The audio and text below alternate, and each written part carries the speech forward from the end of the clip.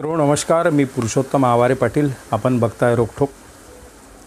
निवडणुकांच्या या काळामध्ये प्रत्येक राजकीय पक्ष किंवा आघाडी आपल्या वतीने एक जाहीरनामा प्रकाशित करीत असतो आणि तो जाहीरनामा प्रकाशित करण्याचा उद्देश हा असतो की आम्ही सत्तेवर आलो तर येणाऱ्या 5 वर्षाच्या काळामध्ये लोकांसाठी, मतदारांसाठी, ज्या मतदारांनी त्या पक्षावर विश्वास ठेवला आणि ते पक्ष सत्तेत आणले त्यांच्यासाठी आम्ही नेमकं काय करणार आहोत. जाहीरनामा प्रसिद्ध करण्याचा परंपरा आपल्या देशात जवळपास सुरुवातीपासूनच आहे.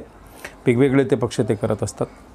यावेळी आणि अनेकदा असं होतं आहे की जाहीरनामा वेगवेगळे पक्ष प्रकाशित केले असले तरी 100% मतदार ते वाचतात, त्या जाहीरनाम्याकडे लक्ष देतात अशातला भाग नव्हे.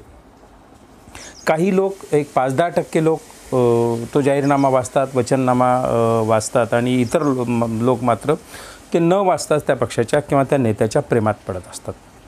यावेळी 2024च्या लोकसभा निवडणुकीसाठी जे विविध पक्ष निवडणुकांच्या रिंगणात उतरलेले आहेत, प्रामुख्यानं महाराष्ट्राचा जर विचार केला तर सत्ताधारी महायुती विरोधात महाविकास आघाडी.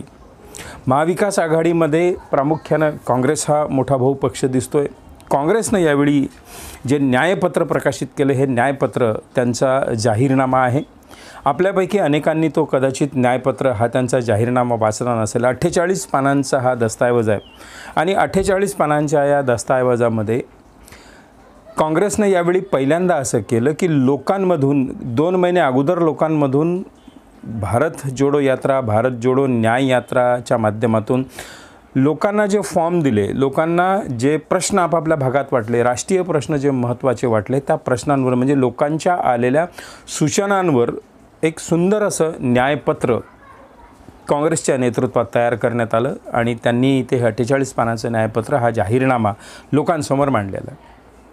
हा जाहीरनामा, हे न्यायपत्र आता सध्या दुसऱ्या एका कारणामुळे फार प्रसिद्धीस आलं. कदाचित काँग्रेसने हा प्रयत्न केला असता तर इतक्या मोठ्या प्रमाणावर भारतात काँग्रेसच्या न्यायपत्राची चर्चा झाली नसती. कारण की भारतीय जनता पार्टीने काँग्रेसचं निवडणुकांच्या काळात खाते जे आहे ते सील करण्याचा कार्यक्रम केलं, त्यांना अडचणीत आणण्याचा कार्यक्रम केला, त्याच्यामुळे पैसा त्यांच्याजवळ राहू दिला नाही. परंतु कळत नकळतपणे असे हिटलर आणि हुकुमशहा जे असतात ते कळत नकळतपणे काही चुका करून जातात. मोदींच्या नजरेसमोर कदाचित हे न्यायपत्र आलं असेल आणि किंवा कोणीतरी मोदींच्या प्रवक्त्यांनी त्यांच्या हे लक्षात आणून दिलं असेल आणि मोदींनी एका सभेमध्ये बोलताना या काँग्रेसच्या न्यायपत्राला असं म्हटलं की याच्या पानापानावर मुस्लिम लीगची छाप आहे. या वक्तव्यामुळे हे काँग्रेसचं न्यायपत्र अधिक प्रमाणात प्रसिद्धीस आलं आणि अनेकांना ज्याला त्याला असं वाटू लागलं की मुस्लिम लीगची छाप असणारं हे न्यायपत्र काय आहे हे एकदा आपल्याही नजरेसमोरून गेलं पाहिजे. म्हणून लोकांनी ते वाचायला सुरुवात केलं.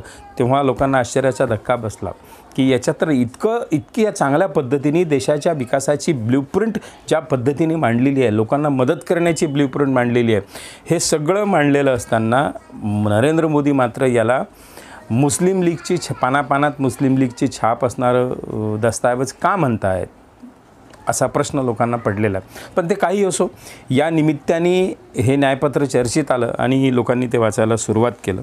अतिशय महत्त्वाचे मुद्दे या न्यायपत्रात घेतलेले आहेत. काँग्रेसच्या नेतृत्वाखालचं जर सरकार, इंडिया फ्रंट जर सरकार सत्तेवर आलं तर गरीब कुटुंबातल्या एका महिलेला वर्षाकाठी 1 लाख रुपये देण्याची सर्वात मोठी योजना या न्यायपत्राचं एक वैशिष्ट्य असेल. हा न्यायपत्रात ज्या पद्धतीने नरेंद्र मोदींनी म्हटलेलं आहे की मुस्लिम लीगची छाप असणारं, एका थोड्याशा सामाजिक न्यायाच्या संदर्भातल्या एका चॅप्टरमध्ये त्याच्यात उल्लेख आहे की धार्मिक अल्पसंख्याक असणाऱ्या व्यक्तींना, त्यांना विश्वासात घेऊन त्यांना त्यांच्या विकासासाठी, त्यांना विकासाच्या मुख्य धारेत आणण्यासाठी काय करता येते याची मांडणी शेवटी त्या काँग्रेसच्या न्यायपत्रात केलेली आहे. याचा अर्थ असा नव्हे की पानापानात मुस्लिम लीगची छाप आहे. कुठली कडक नशिला पदार्थ किंवा कडक गांजा मारून लोक त्याच्यावर टीका करतात हे कळायला मार्ग नाही. काँग्रेसचा जो न्यायपत्र त्यांनी प्रकाशित केलं, या न्यायपत्रात समाजातल्या, देशातल्या वेगवेगळ्या भागातल्या असंख्य स्त्री, पुरुष, अबला, सबला, ज्येष्ठ नागरिक, असंख्य घटकांचा अतिशय काळजीपूर्वक अभ्यास केलेला. कारण की जाहीरनामा जो आहे, हे न्यायपत्र जे काँग्रेसचं जे आहे ते सर्वसामान्य माणसांकडून जवळपास 26 राज्यातल्या वेगवेगळ्या प्रतिनिधींकडून, सामान्य माणसांकडून ते आलं आहे. आणि म्हणून त्याच्यातल्या मुद्द्यांची छाननी करून त्या जाहीरनामा समितीनं, त्या न्यायपत्र समितीनं त्याची छाननी करून ते मुद्दे महत्त्वाचे निवडून याचं एक न्यायपत्र तयार केलेलं आहे. आजच्या घडीला जेवढे काही राजकीय पक्ष आहेत, प्रामुख्यानं देशामध्ये 2 याच्यातच ही सगळी लढाई होते आहे. एक मोदींच्या नेतृत्वाखालची NDA फ्रंट आणि दुसरी राहुल गांधींच्या नेतृत्वाखालचे इंडिया फ्रंट.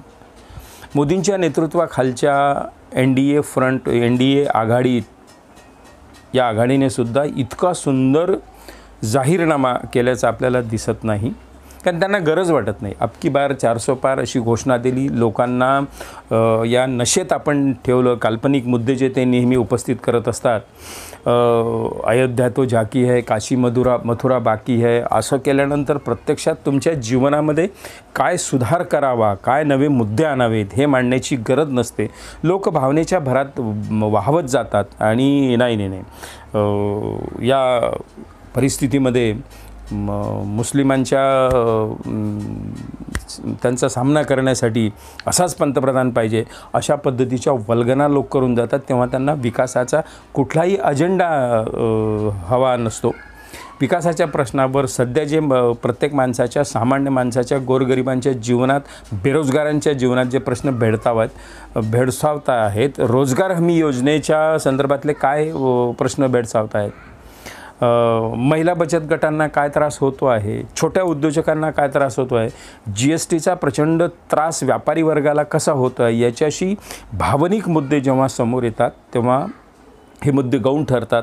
सामान्य माणूस त्याचा विचार करत नाही. एखाद्याला ही धर्माची अशा पद्धतीची नशा दिली तर तो या पद्धतीचे विचार करू शकत नाही. सध्या माझ्या जीवनामध्ये मला काय समस्या भेडसावत आहेत याच्यापेक्षा माझं अयोध्येचं मंदिर होणं कसं महत्त्वाचं आहे, मथुरेचं मंदिर कसं होणं महत्त्वाचं आहे, ज्ञानवापी मंदिर आणि मस्जिद हा वाद निकाली निघणं कसं आवश्यक आहे. भले आम्ही 8-10 वर्षातून एकदाही तिकडे जाणार नाही, परंतु तरीही देशाच्या सर्व प्रश्न संपलेले आहेत आणि हेच प्रश्न उरलेले आहेत. अशा पद्धतीचा अजेंडा जेव्हा भारतीय जनता पक्ष आणि त्याचे सहकारी पक्ष राबवतात तेव्हा शिक्षित माणसांनी विचार करायला हवा की एका बाजूला तुमच्या माझ्या जीवनातल्या सगळ्या प्रश्नांची उत्तरं देण्याची क्षमता असणारा प्रत्यक्ष हा इंडिया फ्रंट विरोधकांचा, आणि दुसऱ्या बाजूला तुम्हाला सतत अफूची गोळी देऊन, सतत तुम्हाला अंमली पदार्थ खाऊ घालून तुम्हाला नशेत ठेवणारं, झोपेत ठेवणारं हे दुसऱ्या बाजूचं सरकार, हे नेमकं तुम्हाला काय हवं याचा निर्णय घेण्याची महत्त्वाची वेळ सध्या आलेली आहे. एकूणच आपण काँग्रेसचे उदाहरणार्थ प्रत्येक गरीब घरातल्या महिलेला वार्षिक 1 लाखाची मदत देण्याचं, रोजगार हमी योजनेची जी मजुरी आहे ते किमान दररोजची 400 रुपये करण्याचं असेल, बेरोजगारांच्या हाताला काम देण्याचं धोरण असेल, महिला विधवांना कसं मदत करता येईल याचे धोरणं असतील, या 48 पानाच्या न्यायपत्रामध्ये अतिशय सविस्तरपणे ते मांडलेलं आहे. तुम्ही ज्या भागात राहता, तुमच्या भागात काँग्रेस उमेदवार असेल, त्याचं मुख्य कार्यालय असेल, नक्की त्या कार्यालयावर जा आणि काँग्रेसचं न्यायपत्र नेमकं काय ते मागा, ते वाचा, त्याचा विचार करा आणि नंतर ठरवा की मला नेमकं कोणत्या बाजूला मला जायचं आहे. माझ्या विकासाच्या मुद्द्यांवर जे चर्चा करतात त्यांच्याकडे जायचं आहे की काल्पनिक विषयांवर सामान्य माणसाची, तरुण लोकांची डोके भडकवून प्रांतवाद, जातीवाद, धर्मवाद हे वाद मोठ्या प्रमाणात निर्माण करून लोकांची दिशाभूल करणाऱ्या काही नेत्यांना, मोदी शहांसारख्या नेत्यांना आम्हाला पाठबळ द्यायचं आहे की नाही याचा विचार या निमित्ताने झाला पाहिजे. वास्तविक प्रश्नांचा विचार करणारी ही मंडळी आहे. काँग्रेस असेल, इंडिया फ्रंट असेल, महाराष्ट्रात महाविकास आघाडी असेल, या सगळ्यांनी प्रत्यक्षात जे शक्य आहे ते देण्याचा विचार केलेला आहे. उद्या तुमच्या गावात नदी नाही, तुमच्या गावात समुद्र नाही, तर आम्ही तुमच्या गावात नदी आणून देऊ, समुद्र आणून देऊ, अशा वल्गना, मोदींसारख्या वल्गना ते करत नाहीत. जे प्रॅक्टिकल आहेत ते करण्याचा प्रयत्न करतात. मोदींची आत्तापर्यंतची भाषणं गेल्या 10 वर्षातली आपण जर ऐकली तर अत्यंत खोटं बोलण्यात पटाईत आणि काहीही मनगडंत बोलण्यात सराईत असणारा हा माणूस. मला वाटलं होतं की 10 वर्षानंतर हे कुठेतरी दुरुस्त होतील, कोणातरी सल्लागाराचा सल्ला घेतील की माझं नेमकं काय चुकते आहे, पण कदाचित यांच्या दहशती परिस्थितीपोटी त्यांना कोणीही सांगत नसेल की तुम्ही नेमकं काय बोलता, म्हणजे हेलिकॉप्टरनं तुम्ही बाय रोड कुठे जाता, अशा अनेक गोष्टी असतील की ज्या गोष्टी ऐकून हास्यास्पद वाटतात.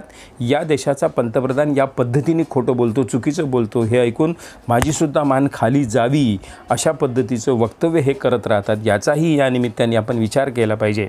आणि तुम्ही ज्या परिसरात असाल, तुम्ही ज्या मतदारसंघात असाल, त्या मतदारसंघात महाराष्ट्रात महाविकास आघाडीचा उमेदवार कसा निवडून येईल, कसा तो लोकसभेवर निवडून जाईल, आणि ही सगळी खोटी बोलणारी खोटारडी माणसं, देशवाद, धर्मवाद, प्रांतवाद निर्माण करणारी माणसं यांचा कसा सणकून पराभव होईल याचा तुम्ही विचार नक्कीच कराल अशी आशा बाळगतो. मित्रो, आजच्या पुरतं एवढंच. हा व्हिडिओ आवडला असेल तर नक्कीच रोखठोक या तुमच्या चॅनलला सबस्क्राईब करा आणि हा व्हिडिओ लाईक आणि शेअरसुद्धा करा. नमस्कार.